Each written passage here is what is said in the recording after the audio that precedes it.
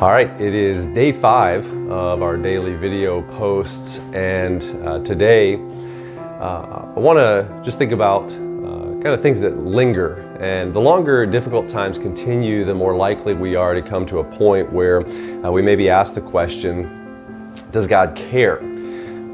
God, don't you care what we're going through?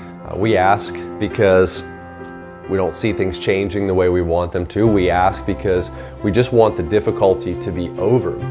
We ask because we fear what the future holds.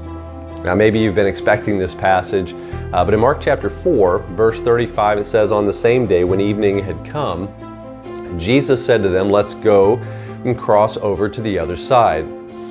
In a great windstorm, while they were on the sea, a great windstorm arose, and the waves beat into the boat so that it was already filling.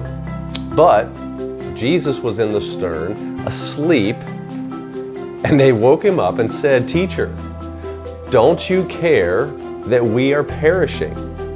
You see, in their fear, the disciples forgot something very important. Where was Jesus exactly? He was actually in the boat with them. Think about that.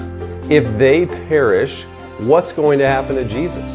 The exact same thing. You see, their fear overcame them.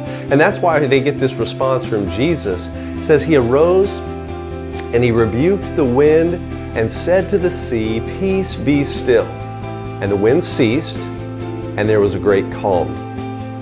But he said to them, 'Why are you so fearful, O you of little faith?'"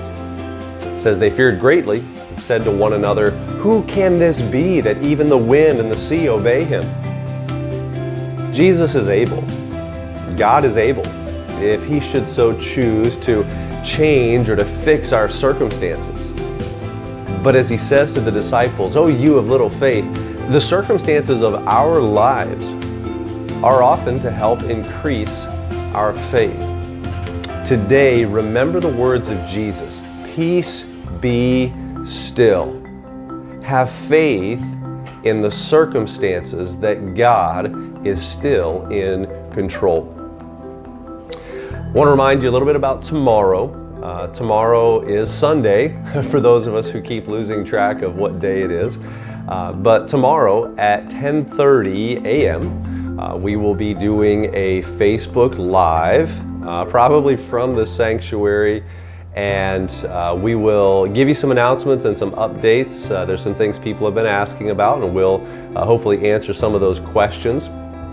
We're also going to do a little worship, a little acoustic worship for you, and we'll do a message we're going to continue in the series in 1 Thessalonians. So 1 Thessalonians 4 verses 13 to 18 is where we'll be tomorrow.